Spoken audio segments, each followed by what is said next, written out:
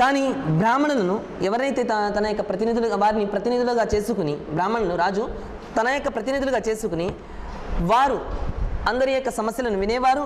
వారు ఏ విధంగా అయితే పరిష్కారాలు చేసేవారో ఆ విధంగానే పరిష్కారాలు జరిగేవి. అంటే వారి యొక్క స్థానం ఎప్పుడు హై లెవెల్లో ఉండేది. కింద జాతి వారు ఎవరైనా వస్తే వారిని అంటే అన్యాయం జరిగేది, న్యాయం జరిగేది కాదు వారి యొక్క సమాజంలో. ఈ విధమైన వారి యొక్క సాంప్రదాయాలు, వారి యొక్క న్యాయ వ్యవస్థ, వారి యొక్క అలవాట్లు, ఇవే గుణాలు, హిందూ సమాజం యొక్క గుణాలు ఇవే బౌద్ధ మతములో కూడా చోటు చేసుకున్నవి. బౌద్ధ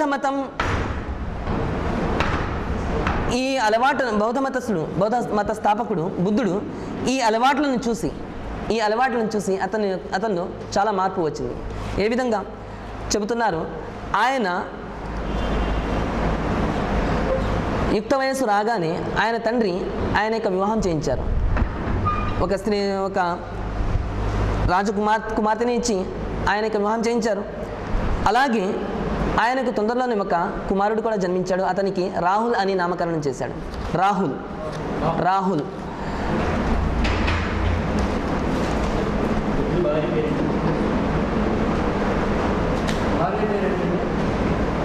ఒక్క నిమిషం చెప్తాను.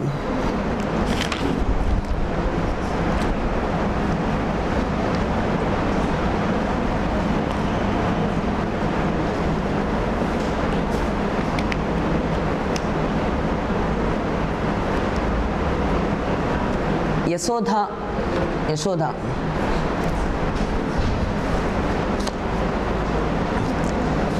అరబీలో యశోధర ఉంది. యశోద. కానీ ఈయన యొక్క జీవితము ఈయన జీవితం గురించి ఎన్నో వార్తలు వచ్చినవి. అలాగే ఈయన 30వ ఏట 29 సంవత్సరాలకు చేరుకున్న తర్వాత ఆయన ఒకసారి రాజమహల్ నుంచి బయటికి వచ్చారంట. వస్తే ఆయన ఒక వృద్ధుడిని చూశారు, ముసలివాడిని చూశారు. నడవలేకపోతున్నాడు, నడవలేని దీనమైన స్థితిలో అతను ఉన్నాడు. అతన్ని చూశాడు. మరుసటి రోజు అలాగే ఒక వ్యాధిగ్రస్తుడు, బీమార్ ఎవరైతే ఉన్నాడు వ్యాధిగ్రస్తుడు, అతన్ని చూశారు. అతని యొక్క పరిస్థితి కూడా ఎంతో దీనంగా ఉన్నది. మూడో రోజు పాడి పైన శవాన్ని తీసుకెళ్ళడం చూశారు. ఈ మూడు పరిస్థితులను చూసి ఆయన తన యొక్క సేవకుల్ని ప్రశ్నించారు. ఏమని? వీరు ఎవరు అంటే 30 సంవత్సరములు వచ్చిన తరువాత కూడా ఆయనకు వీటి గురించి తెలియదట. అంటే ఈ యొక్క జీవితం ఏ విధంగా గడిపారని చెబుతున్నారు. రాజమహల్ నుంచి బయటికి రాలేదు, ఆయనకి ఎటువంటి కష్టము లేకుండా ఆయన తండ్రి ఆయన చూసుకునేవారు అంటున్నారు. అలాగే సరే, ఎటువంటి కష్టం అంటే తినడానికి ఎటువంటి లోటు లేకుండా, తాగడానికి ఎటువంటి లోటు లేకుండా, బట్టలు తొడగడానికి ఎటువంటి లోటు లేకుండా అన్ని సౌకర్యాలు కల్పించాలనుకుంటాం. కానీ రోగము బారి పడడం అనేది ప్రతి వ్యక్తి రోగానికి గురవుతాడు, అనారోగ్యానికి గురవుతాడు. కానీ ఆయన 30 సంవత్సరంలో వచ్చే వరకు కూడా ఆయన అనారోగ్యానికి గురి కాలేదంటే ఎవరైనా నమ్ముతారా? లేదు. రెండవ విషయం వృద్ధాప్యం. సరే, తన తండ్రియే 20 సంవత్సరంల ప్రాయంలో ఆయనకు వివాహం జరిగింది. ఆయన తండ్రికి ఆయన వివాహమై 45 సంవత్సరముల వరకు ఆయనకి సంతానం కలగలేదు. అంటే 20 + 45 65 ఇయర్స్. మరలా గౌతమ్ జన్మించిన తర్వాత 30 సంవత్సరంలో ఎన్నైపోతున్నాయి? 90 సంవత్సరంలో 70-80 సంవత్సరాలు వచ్చేస్తున్నాయి. అంటే వృద్ధాప్యం అనేది తండ్రిని చూడలేదా? వృద్ధాప్యంలో ఆయన వృద్ధాప్యాన్ని చేరుకున్న తండ్రి చూసే ఉంటారు కదా. ఈ రెండు అంటే ఎటువంటి లోటు లేకుండా పెంచి ఉండవచ్చు, రాజకుమారుడు కాబట్టి పెంచి ఉండవచ్చు. కానీ రోగము, ముసలితనము, మరణము ఈ మూడింటిని చూడలేదంటే ఎవరు నమ్మరు. కానీ ఆయనకి ఆ మూడింటి గురించి తెలుసుకోవడానికి తన సేవకుని అడిగి తెలుసుకునే పరిస్థితులు ఏర్పడినాయంటే చూడండి ఆయన యొక్క జీవిత చరిత్ర ఏ విధంగా ఉందో. అలాగే బుద్ధుని జీవితంను మార్చిన విషయాలు, బుద్ధుడు అంటే ప్రతి మానవుని యొక్క స్వభావంలో ఉంది. సృష్టికర్త ఎవరో గుర్తించుకునే గుణము ప్రతి మానవుని యొక్క స్వభావంలో ఉంది. ప్రతి ఒక్కరంటే నన్ను తల్లి జన్మనిచ్చిందని చెప్తాడు. కానీ తనని ఈ లోకములు పుట్టించిన వాడు ఎవరంటే పైవాడు అంటాడు. ప్రతి వ్యక్తి ఎవరినైనా అడగండి, ఏ మత వ్యక్తిని అడిగినా పైవాడు అంటాడు. కానీ ఇస్లాం మతం అదే బోధిస్తుంది. అల్లాహ్ తాలా 7 ఆకాశముల పైన అర్ష్ పైన ఆసీనుడై ఉన్నాడు, పై ఉన్నాడు. అదే ఇస్లాం మతం బోధిస్తుంది. అదే ప్రతి మానవుని యొక్క స్వభావములో కూడా అదే ఉన్నది, సృష్టికర్త పైవాడు అన్నది. అలాగే ప్రతి వ్యక్తి తన మనశ్శాంతి కొరకు ఏదో ఒక ధర్మంను అనుసరిస్తాడు. అలాగే ఏదో ఒక దైవాన్ని పూజిస్తాడు. కానీ అసలైన ఆరాధ్య దైవం ఎవడు? అల్లాహ్ తాలానే, పైవాడే. అలాగే ఆరాధన చేయని ప్రదేశం అంటే లేదు, భూమిపై చేయని ప్రదేశం అంటే లేదు. ప్రజలు ఆరాధన చేయడం కొరకు రకరకాల విధానాలను తీసుకొచ్చారు. ఏ విధంగా? కొందరు రాతిని పూజిస్తే, కొందరు చెట్లను పూజిస్తున్నారు, కొందరు పుట్లను పూజిస్తున్నారు, కొందరు సమాధులను పూజిస్తున్నారు. ఈ విధంగా రకరకాల యొక్క ఆరాధన విధానాలు కూడా ఉన్నవి. ఇవన్నీ చూశాడు ఎవరు? బుద్ధుడు. ఇవన్నీ అతని యొక్క జీవితంపై జీవితాన్ని ప్రభావితం చేసింది. అలాగే బుద్ధుడు అనేవాడు ఏమని? నేను జీవితపు బాధలను చూశాను. బుద్ధుని యొక్క బోధనలో ఉంది కానీ బుద్ధుడు 30 సంవత్సరముల వరకు అతనికి ఏది తెలియదు అంటున్నారు. కానీ అతను అన్నాడు, నేను జీవితపు బాధలను చూశాను, నేను అనుకుంటున్నాను. ఎవరు? బుద్ధుడు అనేవాడు. నేను అనుకుంటున్నాను ఇంకా లోకములోకి రానివాడు, అంటే ఇంకా జన్మించని వారి కొరకు, వారి యొక్క శ్రేయస్సు కొరకు నా యొక్క జీవితము శ్రమను వారి కొరకు ధారపోయాలనుకుంటున్నాను. ఎవరు? బుద్ధుడు అనేవాడు. నేను అంటే జీవితం యొక్క బాధలను చూసి, తర్వాత ఇప్పుడు జీవిస్తున్న వారి యొక్క బాధలను చూసి అనేవాడు ఏమని? వీరు బాధలు పడుతున్నాడు. ఇప్పుడు లోకంలో రాని వారు ఎవరైతే ఉన్నారో వారు బాధలు పడకూడదు. వారు బాధలు పడకుండా ఉండాలంటే వారి యొక్క మోక్షము కొరకు నేను శ్రమ పడుతాను, నా యొక్క జీవితమును వారి కొరకు అంకితము చేస్తాను అని అనేవాడు. అలాగే మరణాంతర జీవితము అంటే పరలోక జీవితంపై ఇతని యొక్క విశ్వాసం ఉండేది కాదు. ఇస్లాంలో ఉంది పరలోక జీవితం, ఇస్లాంలో ఉంది. కానీ ఇతని యొక్క విశ్వాసము దీనిపై ఉండేది కాదు. మరణాంతర జీవితం అంటే ఆత్మ, అంటే మనిషి చనిపోయిన తరువాత మరలా వేరే వ్యక్తి రూపములో అతను జన్మిస్తాడు, అంటే పునర్జన్మ అని హిందువులో ఉంది. ఇది కూడా ఈ విశ్వాసము కూడా వారి నుంచే తీసుకున్నాడు. పునర్జన్మ అంటే పునర్జన్మ ఏ విధంగా? శరీరమే మరల పుట్టి రాదు. మనిషి చనిపోతాడు, ఆత్మ అతని యొక్క శరీరము నుండి విడిపోతుంది. ఆ తరువాత ఆ ఆత్మ మరల ఒకవేళ పుణ్యాత్ములైతే, మంచి పనులు చేసి ఉంటే, నీతి నిజాయితీగా జీవించి ఉంటే మరల వేరే శరీరంలో ప్రవేశిస్తుంది. ఆ వేరే శరీరం ఏ విధంగా ఉంటుంది? అతడు ఎటువంటి బాధలు లేకుండా, కష్టాలు లేకుండా సుఖవంతమైన జీవితాన్ని గడిపేవాడై ఉంటాడు. అటువంటి శరీరంలో ప్రవేశిస్తుంది ఆ ఆత్మ. అటువంటి విశ్వాసం వెళ్ళదు. అలాగే రెండవది, ఎవరైనా పాపాత్ముడై ఉంటే, తప్పులు చేసి ఉండి ఎవరికైనా బాధలు పెట్టి ఉంటే అటువంటి వారి యొక్క ఆత్మ ఏదో జంతువు రూపంలో, కుక్క యొక్క రూపంలో, లేదా చీదరించుకునే, అంటే మానవులు చీదరించుకునే అటువంటి జంతువుల యొక్క శరీరంలో ప్రవేశిస్తుంది వీరి యొక్క విశ్వాసం. ఆ విధంగా దీన్ని తనాసుఖ్ అంటారు.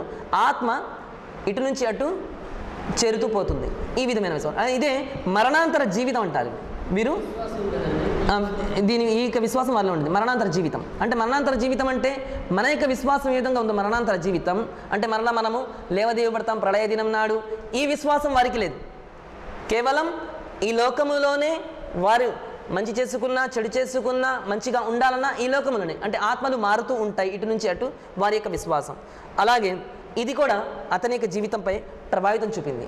మరణాంతర జీవితం అంటే మరణాంతర జీవితం యొక్క సాఫల్యం కొరకు శ్రమిస్తానని తెలియపరిచాడు. అలాగే ఇతను హిందూ ఫిలాసఫీని ఎక్కువగా చదివేవాడు. అంటే హిందూ మత యొక్క సాంప్రదాయాల గురించి, వాటి గురించి ఎక్కువగా చదివేవాడు. ఇది కూడా అతని యొక్క జీవితంపై ప్రభావం చూపింది. అలాగే రోగాలు, వృద్ధాప్యము, మరణం ఏదైతే అతను చూశాడో ఇవి కూడా అతని యొక్క జీవితంపై ప్రభావం చూపినాయి. అలాగే అతడు ఇంకా హిందువుల పద్ధతులను, మార్గాలను ఎంచుకున్నాడు. అంటే హిందువులు ఏ విధంగా నడిచేవారు ఆ కాలం నుండి 8వ శతాబ్దము 10వ శతాబ్దం తర్వాత వారి యొక్క పరిస్థితులు ఏ విధంగా మారినో వాటిని ఇతను నడిచేవాడు. ఇవే విశ్వాసాలు బౌద్ధ మతంలో చోటు చేసుకున్నాయి. బుద్ధుని తండ్రి ఎక్కువగా ప్రయత్నాలు చేశాడు. ఏమని? అతను ఈ విశ్వాసానికి దూరంగా ఉండడానికి. ఏవైతే హిందువుల యొక్క సాంప్రదాయాలు ఉన్నాయో చూడడానికి వీరు హిందువులు కూడా కారు. అంటే వారి యొక్క వంశం, శాక్య వంశం ఏదైతే ఉందో ఆ వంశస్థుల యొక్క ఆచారాలు వేరేవి ఉండేవి. కానీ హిందూ సాంప్రదాయాలు ఏవైతే ఉన్నాయో, ఫిలాసఫీ చదివి ఆ అలవాట్లను ఇతను లోపరుచుకోవడం వలన ఇతని నుండి ఆ అలవాట్లను ఆ పద్ధతులను దూరం చేయడానికి అతని తండ్రి ఎన్నో ప్రయత్నాలు చేశాడు. కానీ అవన్నీ ఫలించలేదు. చివరికి అతను ఏదైతే జీవితంలో ఇన్ని బాధలు కష్టాలు రావడానికి కారణం మనిషి యొక్క కోరికలు. మనిషి కోరికలను ఎప్పుడైతే పూర్తిగా తుడిచివేస్తాడో అప్పుడే తను ఈ లోక జీవితమును మంచిగా, అంటే ఈ లోకంలో అతనికి మోక్షం అనేది, సాఫల్యం అనేది అతనికి ప్రాప్తిస్తుందని భావించాడు. ఎవరు? బుద్ధుడు. ఆ తర్వాత అతను వైరాగ్య జీవితం అంటే రహబానియత్, సన్యాసత్వము, వైరాగ్య జీవితమును ఎంచుకున్నాడు. చివరికి అతని యొక్క వైరాగ్య జీవితం ఏ విధంగా ఉండేదంటే, ఏదైతే అతని యొక్క జీవితం విలాసవంతమైన జీవితం గడిపాడో అతను ఈరోజు తొడిగిన బట్టలను మరలా తొడిగేవాడు కాదు. ఆ విధంగా అతను తండ్రి చూశాడు. అంటే విలాసవంతమైన జీవితమును వదిలి అరణ్యవాసమును ఇష్టపడ్డాడు. అలాగే సన్యాసిగా జీవితం మొదలెట్టాడు. ఇతను ఎప్పుడైతే వృద్ధాప్యమును, మరణాన్ని మరియు అనారోగ్యాన్ని చూశాడో ఆ సమయంలో తన యొక్క సేవకుని ఆదేశించాడు, నా కోసం ఒక గుర్రమును ఏర్పాటు చేయి, నేను ఈ ప్రాంతమును వదిలి అరణ్యవాసమునకు వెళ్ళదలుచుకున్నాను, నా కోసం ఒక గుర్రం ఏర్పాటు చేయి. ఆ తరువాత ఆ సేవకుడు చైనా వంశస్థుడు. అతను గుర్రమును తీసుకువచ్చి రావడానికి వెళ్ళాడు. తన భార్య పిల్లల వద్దకు వెళ్ళి ఒకసారి చూసుకున్నాడు. ఆ తర్వాత ఇంటి నుంచి బయలుదేరాడు. అతని యొక్క సేవకుడు కూడా, అంటే తన యొక్క యజమాని, అతను అరణ్యవాసమును ఇష్టపడి వెళ్ళిపోతున్నాడు. తాను కూడా అతనికి సేవకునిగా ఉండడానికి, అతనితో పాటు ఉండడానికి కోరాడు. కానీ దానికి బుద్ధుడు ఇష్టపడలేదు, బయలుదేరాడు. సరే, అరణ్యవాసమును మొదలెట్టిన తర్వాత అతను తెల్లవారితే నగలు ధరించేవారు, వాళ్ళు రాజులు నగలు ధరించేవారు. తెల్లవారితే అతని యొక్క శరీరంపై ఉన్న నగలను తీసి తన గుర్రంపై పెట్టి రాజమహల్కు పంపించేసేవాడు. అలాగే 6 సంవత్సరముల అరణ్య జీవితం గడిపాడు. అదే సమయంలో ఆ ప్రాంతములో హిందూ ఋషులు, సన్యాసులు ఉండేవారు. వారిలో నుంచి 2 సన్యాసులను అతను కలిశాడు. వారి నుంచి హిందూ మత సాంప్రదాయాల గురించి, హిందూ మతము గురించి, హిందూ ఫిలాసఫీ గురించి వారి నుంచి విద్యను అభ్యసించాడు. సరే, ఇతను తన యొక్క శరీరంపై బట్టలు వేసుకునేవాడు కాదు. తన మర్మావయాలను చెట్ల యొక్క ఆకులతో కప్పుకునేవాడు. పూర్తిగా శరీరంపై నుంచి బట్టలను కూడా వదిలేశాడు తొడగడం. అలాగే తన లక్ష్యము కేవలం, అతని యొక్క లక్ష్యము మోక్షమును పొందడం. దీన్ని మనం నజాత్ అంటాము. నజాత్ అంటే సాఫల్యం. ఇహలోకములోను పరలోకములోనూ మనకు నజాత్ కావాలి. కానీ అతను కేవలం జీవించి ఉన్నంత కాలము, అంటే మరణము తర్వాత జీవితం మరలా సాఫల్యము కావాలి. ఇక జీవించి ఉన్నంత కాలము అతనికి మోక్షం లభించాలి. అంటే ఏ వ్యక్తి అయితే జీవించి ఉన్నాడో అతనికి మోక్షం కలగాలి. ఆ మోక్షమే ఇతని యొక్క లక్ష్యము. తన లక్ష్యము నెరవేరడానికి, తన లక్ష్యమును చేరుకోవటానికి ఆ హిందూ ఎవరైతే సన్యాసులు ఉన్నారో, బ్రాహ్మణులు వారి నుంచి అతను విద్యను అభ్యసించాడు. అందులో ఒకటి ఏది తినకుండా ఉండిపోవటం, అలాగే భిక్షాటన చేయటం, అడుక్కోవటం, ఇది కూడా వారి నుంచి నేర్చుకున్నాడు. కానీ ఆ ఋషుల యొక్క లక్ష్యం కేవలం వైరాగ్య జీవితం మాత్రమే. ఆ 2 ఋషుల యొక్క లక్ష్యము వైరాగ్య జీవితం, ఈ సన్యాసత్వం మాత్రమే. కానీ ఇతని యొక్క లక్ష్యము మోక్షమును పొందడం. కానీ ఈ లక్ష్యము ఏదైతే వారి యొక్క జీవితం, వారిని కూడా వదిలివేశాడు. వారిని కూడా కొంతకాలం తర్వాత వారిని వదిలేసి తాను వేరేగా వెళ్ళిపోయాడు. అంటే వారి యొక్క లక్ష్యము కేవలం వైరాగ్య జీవితం మాత్రమే. ఇతని యొక్క జీవితం వైరాగ్య జీవితం లక్ష్యం కాదు. అంటే ఆ విధంగా జీవితం గడపడం లక్ష్యం కాదు. ఇతని యొక్క లక్ష్యము కేవలం మోక్షము. అంటే ఈ మరణము, అనారోగ్యము, ముసలితనం యొక్క బాధలు ఏవైతే ఉన్నాయో ఆ బాధల నుంచి జీవితాన్ని, అంటే మనిషిని విముక్తి కలిగించాలి. అతనికి మోక్షము లభించాలి. అలాగే ఆ మోక్షం లభించిన తర్వాత అతని యొక్క జీవితము ధన్యమైపోతుంది. మరణించిన తర్వాత అతని యొక్క ఆత్మ వేరే శరీరంలో ప్రవేశించేటప్పుడు ఆ శరీరము కూడా మోక్షం లభించి ఉంటుంది. అంటే ఇతని యొక్క విశ్వాసం, నమ్మకం, ఈ విధమైన నమ్మకంతో అతను తన యొక్క లక్ష్యమును చేరుకోవడానికి ఎన్నో ప్రయత్నాలు చేశాడు. అలాగే వారిని వదిలివేసి తన లక్ష్యమును నెరవేరడానికి ముందుకు సాగాడు. అలాగే ఈ సృష్టి రహస్యాలను, భూమి, ఆకాశము, ఈ పర్వతాలు, ఈ నీరు, గాలి, ఇవన్నీ ఈ సృష్టి రహస్యాలను తెలుసుకోవడానికి కూడా ప్రయత్నాలు చేశాడు. అంటే వీటిని తెలుసుకోవడానికి తన యొక్క వైరాగ్య జీవితంను కారకంగా చేసుకున్నాడు. అంటే ఏమి తినకుండా ఉండిపోయి పస్తులుండి ధ్యానం చేస్తూ, అలాగే యోగా ఆ కాలం నుంచి వచ్చినదే. ఇది యోగా ధ్యానము కూడా ఆ కాలం నుంచి వచ్చినదే. అది బుద్ధుని యొక్క తన యొక్క మనసును దృఢపరుచుకోవటానికి ఈ ధ్యానాలు మొదలుపెట్టాడు అక్కడే. అలాగే ఈ సృష్టి రహస్యాలను తెలుసుకోవడానికి వైరాగ్య జీవితమును ఒక కారకంగా ఉపయోగించుకున్నాడు. వైరాగ్య జీవితం కూడా అతని లక్ష్యం కాదు. ఇక వారిద్దరిని వదిలేసి ఎన్నో మార్గాలను ఎంచుకున్నాడు. అందులోంచి 2 మార్గాలు అతనివి.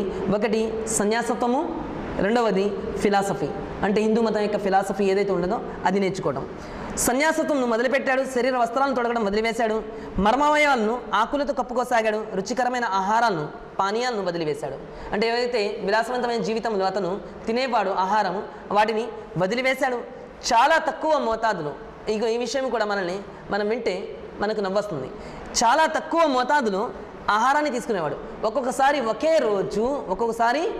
రోజులో అంటే ఒకే రోజు ఒకే బియ్యపు గింజతో సరిపెట్టుకునేవాడట.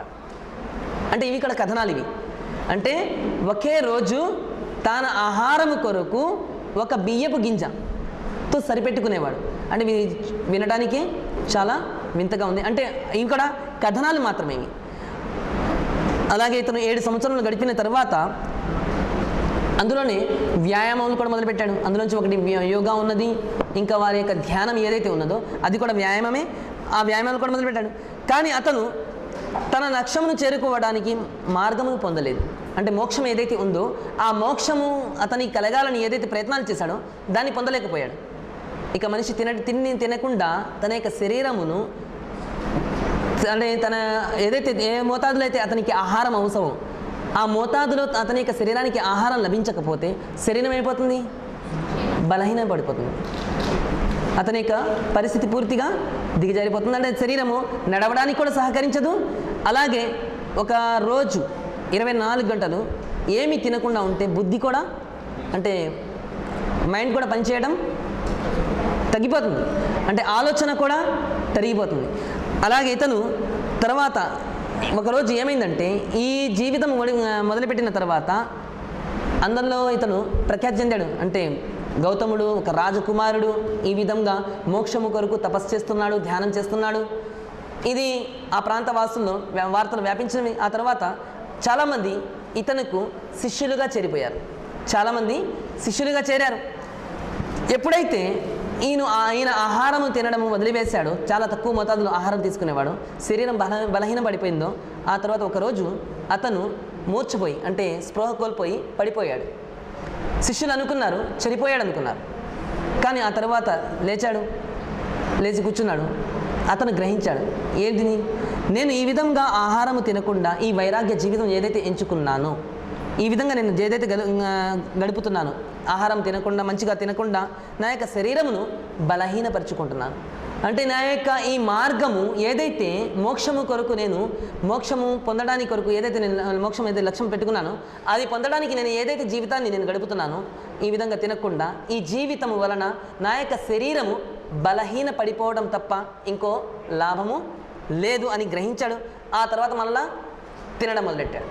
ఇప్పుడు ఒక వ్యక్తి, తనని నమ్ముకున్న వారు, తన యొక్క శిష్యులు ఎవరైతే ఉన్నారో, ఆ వ్యక్తి యొక్క శిష్యులు ఏవైతే ఉన్నారో, ఎప్పుడైతే తన యొక్క గురువు ఏదైతే మార్గంలో ఎంచుకున్నాడో ఆ మార్గం నుంచి తప్పిపోయి వేరే మార్గంలో ఎంచుకుంటే శిష్యులు ఏమైపోతారు, అతని మీదే నమ్మకం పెట్టుకున్నారు. ఎప్పుడైతే మారాడు, వీరి యొక్క ఆలోచనలు కూడా మారాలి. కానీ అందరి యొక్క ఆలోచనలు మారుతాయా?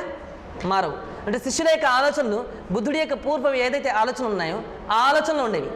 కానీ ఎప్పుడైతే ఇతను మారాడు బుద్ధుడు, వారి యొక్క ఆలోచనలు మారలేదు. ఇతన్ని వదిలేసి వెళ్ళిపోయారు. అంటే వీరు అమృత్సర్ వెళ్ళిపోయారు. ఆ ప్రాంతాన్ని వదిలి అమృత్సర్ వెళ్ళిపోయారు. ఆ తర్వాత బుద్ధుడు ఒక్కడే అరణ్యంలో తిరిగేవాడు, ఇటు అటు. అంటే తన యొక్క లక్ష్యం ఏదైతే ఉందో మోక్షము ఇంకా అతనికి దొరకలేదు. అదే పొందదలుచుకున్నాడు. కానీ అతని యొక్క లక్ష్యాన్ని మార్చుకోలేదు. తన యొక్క అలా ఏదైతే ఆలోచనలు ఉన్నాయో ఆ ఆలోచన ఏంటిది, మోక్షం పొందడం. ఆ ఆలోచనను మార్చుకోలేదు. కానీ వైరాగ్య ఏదైతే తినకుండా ఈ విధంగా శరీరంను బలహీనపరచుకోవడం, ఈ లక్ష్యం ఏదైతే ఉన్నదో ఆ కారకమును వదిలివేశాడు. ఆ తర్వాత తినడం మొదలెట్టాడు. ఒకరోజు ఇతను, ఒక కథనం వస్తుంది, ఒకరోజు ఇతను నడిచి వెళ్తున్నాడు అరణ్యంలో. ఇంతలోనే మనకు బౌద్ధ మత యొక్క విశ్వాసాల్లో అతను బోధి చెట్టు కింద కూర్చుని బోధి చెట్టు కింద కూర్చుని ధ్యానం చేశాడని ఉంది. బుద్ధుడు, బుద్ధ్, బౌద్ధ మతం, బోధి అన్ని వీటితోనే వచ్చినవి ఇవి. కానీ అరబీ